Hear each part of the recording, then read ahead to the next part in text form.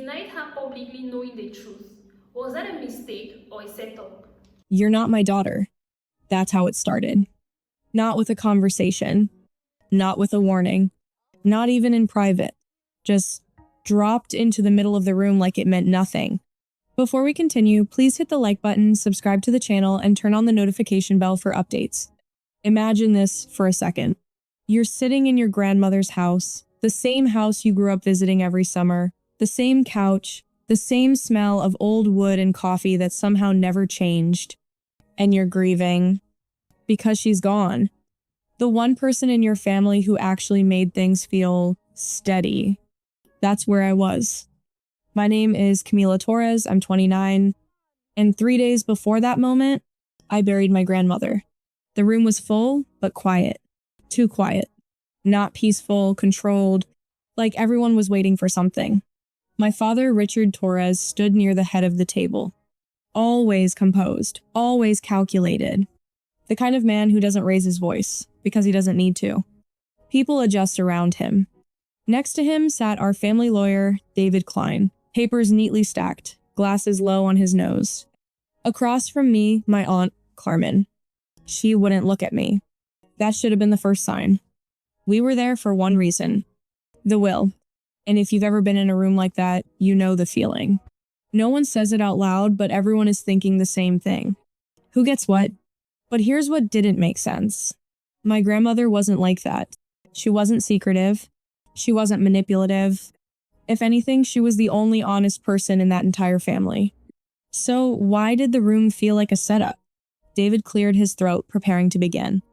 But before he could say a word, my father raised his hand. Before we start, he said, that sentence alone shifted everything. Because people don't interrupt a will reading unless they're about to control it.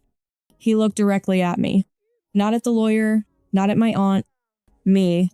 There's something that needs to be clarified. And right there, you could feel it. Something wasn't right. Then he said it. Camila isn't my daughter. Silence.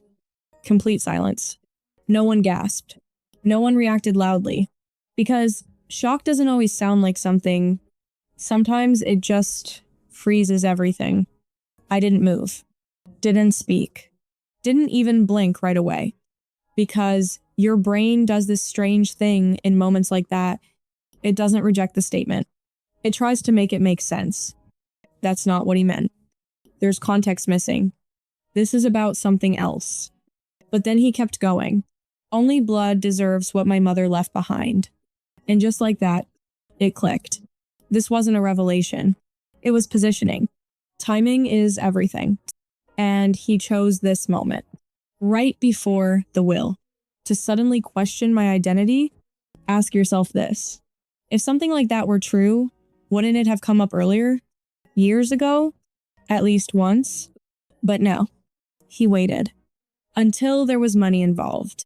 That's when it stopped being confusing. And started being obvious. This wasn't about truth. It was about control. I slowly leaned back in my chair. Still calm. Still quiet. And then I asked the only question that mattered. Do you promise? The room shifted. You could feel it. My father frowned slightly. Not because of what I asked, but because he didn't understand why I asked it. What? He said. Do you promise, I repeated, that I'm not your daughter?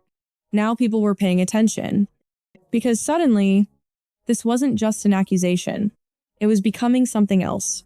A line being drawn. He hesitated. Just for a second. Then his expression hardened. Yes, he said. I promise. And that was the moment everything changed. Because he thought he was closing a door. But in reality, he had just triggered something he couldn't stop. I gave a small nod. No anger. No tears. Just acceptance. Then I glanced down at my phone. A message. Simple. 2 words. I'm here. My heart didn't race. I didn't panic. Because unlike everyone else in that room, I knew something they didn't. And right on cue, the doorbell rang. Once, sharp, echoing through the house. No one moved. I looked up at my father. You should get that. Because the truth? It wasn't something we were about to argue over. It was something that was about to walk in. People don't blow up a family secret at a will reading, unless they think they've already won. That was my first real thought after the doorbell rang. Not, is he telling the truth? Not, why didn't anyone tell me? Not even what happens to me now. No, it was simpler than that. Why now? Because that was the part I couldn't stop hearing in my head. If Richard Torres had really believed I wasn't his daughter, then why wait 29 years to say it? Why wait until my grandmother was gone? Why wait until the lawyer had the will in front of him? Why now, unless now benefited him? That question sat in my chest heavier than the accusation itself. The doorbell rang a second time. Still, no one moved. My Aunt Carmen finally looked at me, and the expression on her face made everything worse. She didn't look confused. She didn't look shocked. She looked tired. Like she had been waiting for this day and hoping it somehow wouldn't come. That told me two things immediately. First, she knew something. Second, whatever she knew had been buried for a very long time. Camila, my father said, with that clipped, warning tone he used whenever he wanted to shut something down before it started, this is a family matter. I almost laughed. A family matter? He had just stood in front of a room full of people and said I wasn't family at all. But I didn't laugh. I didn't raise my voice either. That would have helped him. It would have made me look emotional, unstable, reactive, easy to dismiss. So I stayed calm. That's interesting, I said, because 5 minutes ago I thought I was family enough to bury your mother. That landed, not loudly, quietly. David, the lawyer, shifted in his seat and adjusted the papers in front of him, buying himself time. He didn't want to be in the middle of this. No attorney does. But now, he was. Because once a statement like that is made in a room like this, it changes the legal atmosphere instantly. My father folded his hands in front of him, composed, controlled, almost insultingly composed. Your grandmother made certain assumptions, he said. I'm correcting them now. Correcting them. That word stuck with me too. Not grieving, not confessing, correcting. Like I was an accounting error. My eyes moved to Carmen. Did Grandma know? Carmen inhaled sharply but didn't answer. That silence was louder than anything she could have said. And suddenly memories started rearranging themselves in my head. My grandmother insisting I keep copies of important documents. My grandmother asking strangely specific questions whenever Richard wasn't in the room. My grandmother once grabbing my wrist when I was 19 and saying, when people get desperate, they reveal themselves. At the time, I thought she was talking about money in general, or men, or life. Now it sounded like a warning. The doorbell rang a third time. My father's jaw tightened. Whoever was outside, he didn't want them in. That alone told me enough to stay exactly where I was. You seem very certain today, I said to him. Was that certainty always there, or did it arrive with the will? For the first time, something in his expression flickered. Just a second, but I saw it. Anger, yes. But underneath that, pressure. That mattered. Because innocent people can be cruel, they can be selfish, they can even be strategic. But people under pressure make mistakes. And I was starting to feel like he'd already made one. David finally spoke.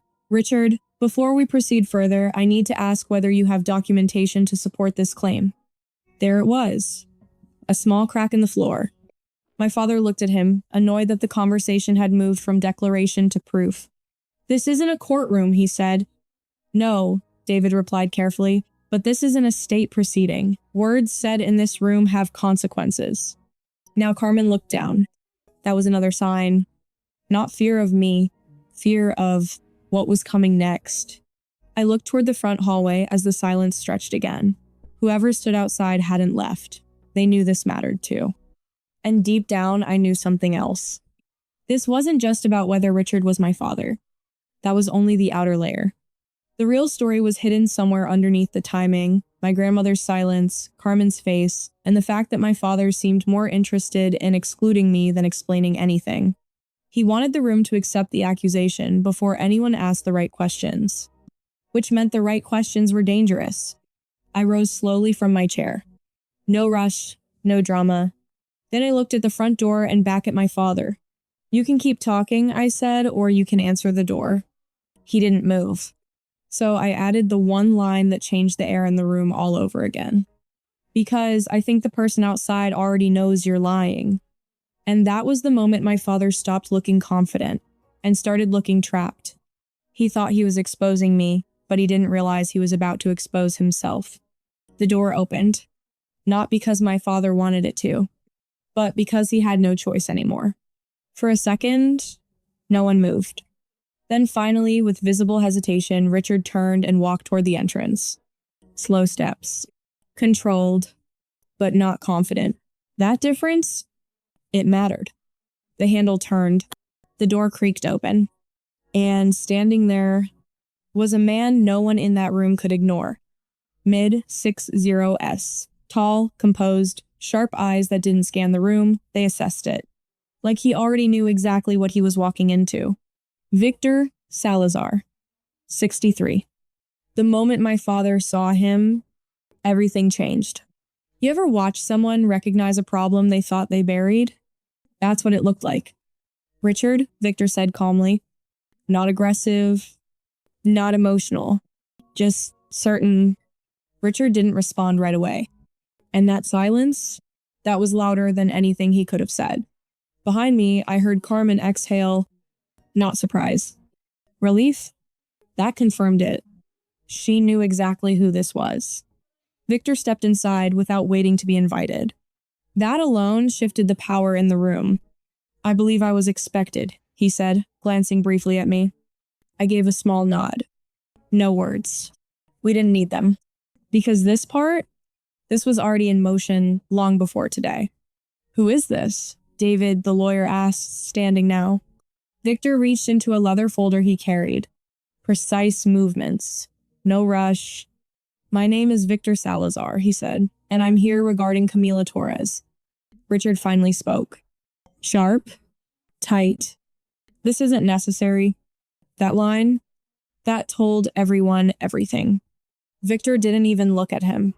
Instead, he placed a set of documents on the table. It's already necessary, he said. David stepped forward, instinctively drawn to the paperwork. Because now, this wasn't just emotional. This was evidence. DNA results. Official. Certified. Recent. The room leaned in without physically moving. David adjusted his glasses. Looked down. Paused. Then looked back up.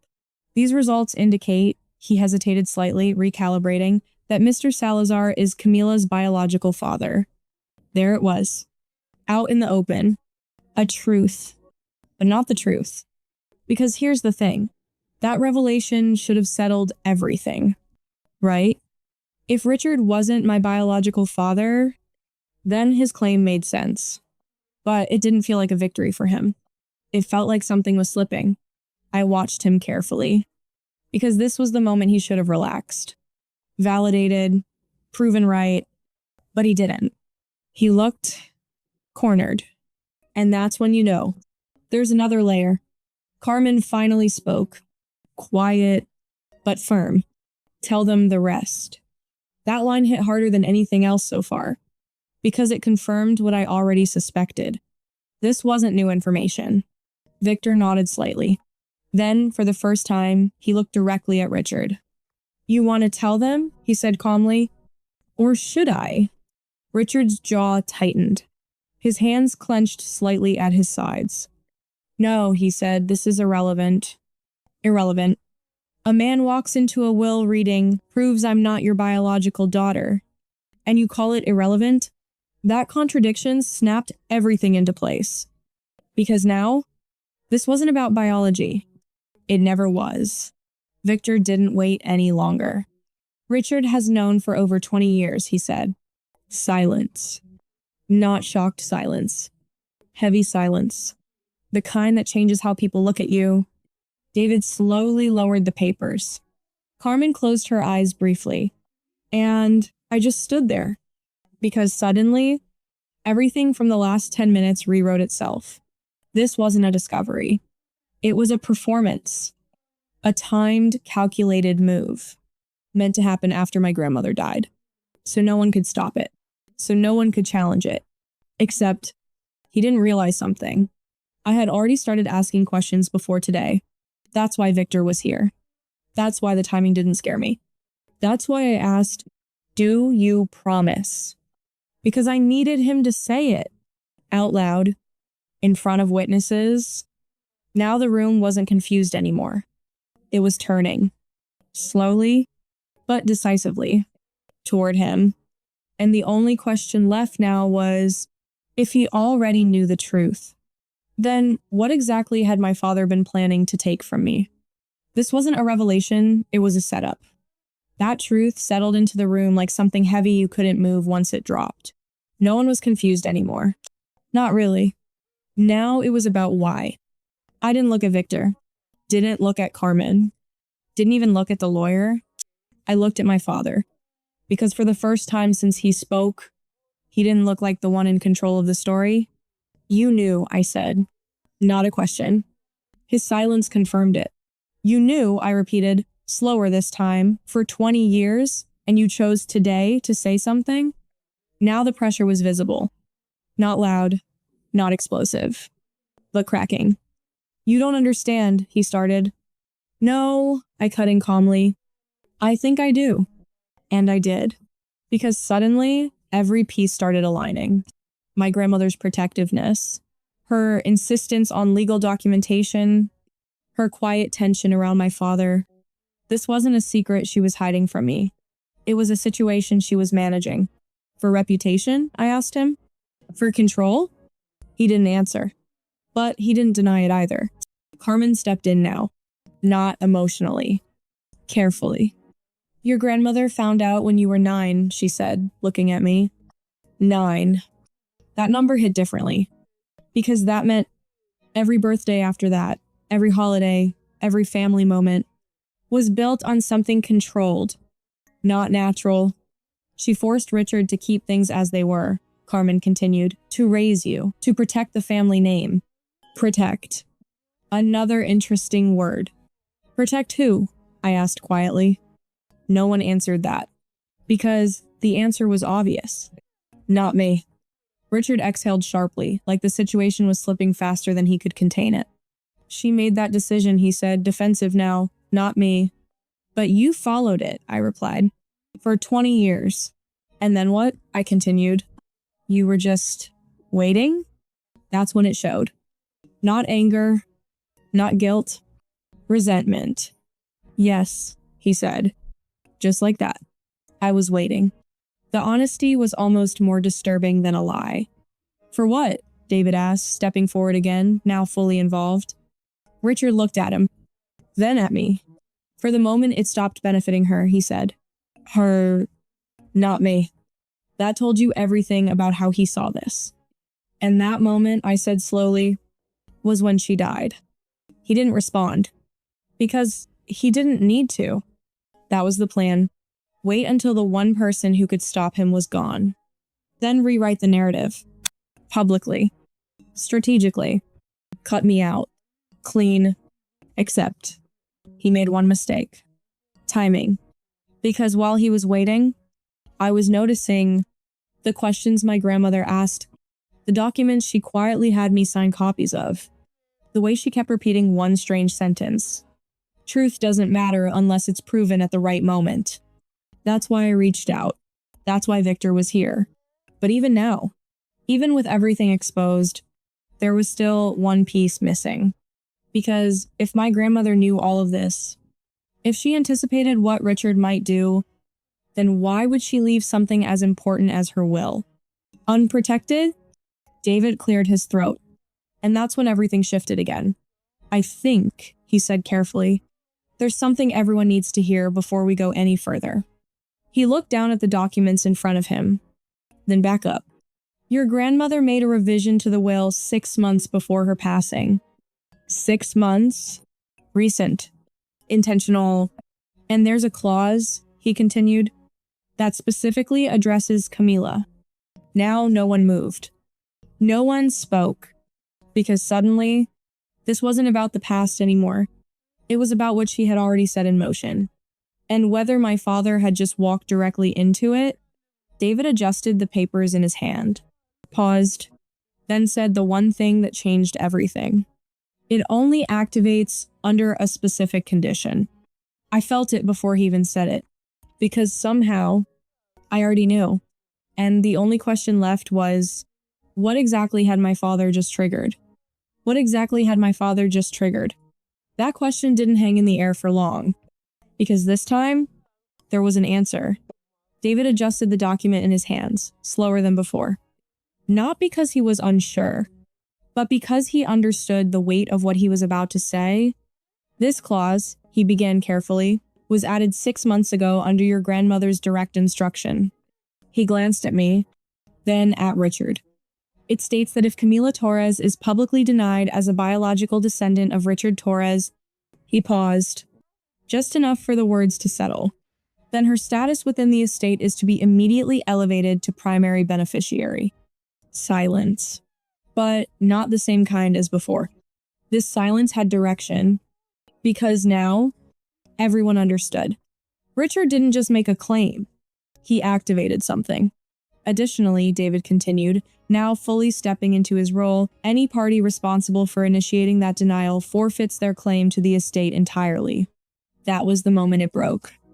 Not loudly, not dramatically, but completely. Because everything Richard had tried to control, everything he had timed, calculated, and positioned, collapsed under one condition. The very words he chose.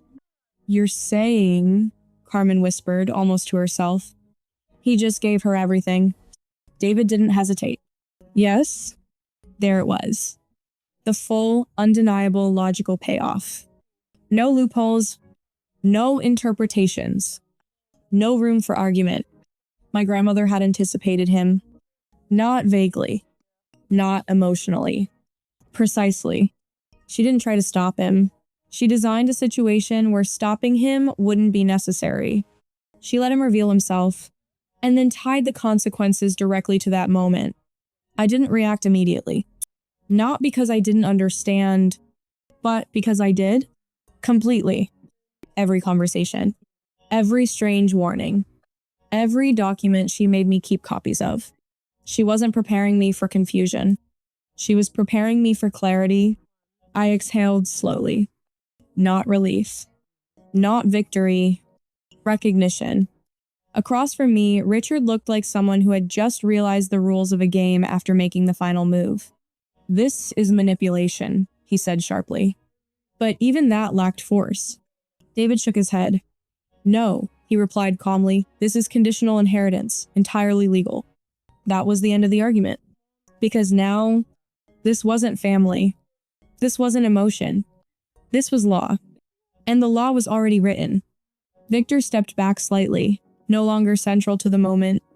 He had served his role, not as the twist, but as the confirmation. Carmen sat down slowly, her expression shifting from tension to something quieter. Relief. Not for the money. For the truth finally landing where it was supposed to. And me?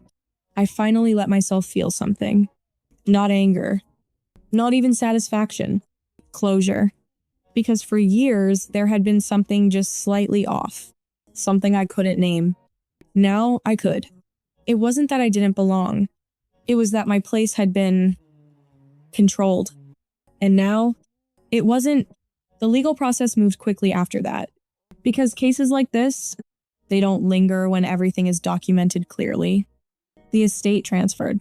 Fully. Cleanly. Properties.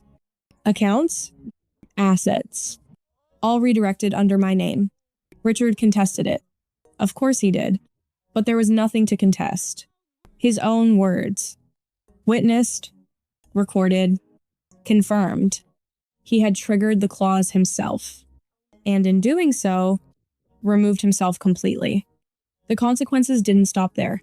Within the family, whatever remained of his authority dissolved. Not dramatically. Quietly. Phone calls stopped. Invitations disappeared. Conversations shifted around him instead of toward him. Carmen distanced herself. Not out of anger, but out of clarity. Victor reached out once more. Not about the inheritance. About something else. Connection. We met, talked. Not to rebuild something that never existed. but to understand it, and that was enough.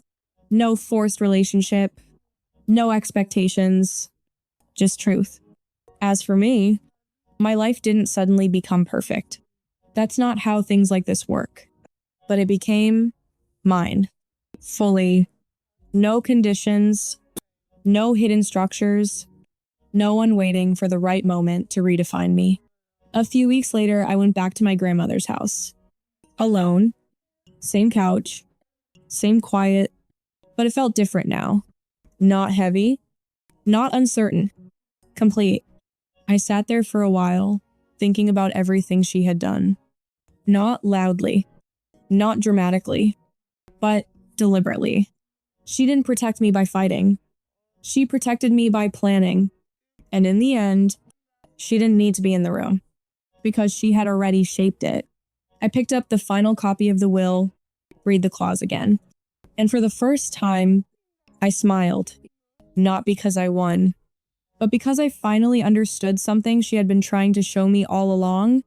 Truth isn't powerful on its own. Timing is. And when the two align, there's nothing left to argue.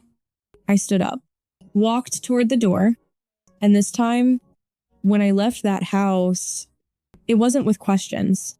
It was with answers. So tell me, did he outplay himself or did she see this coming the whole time?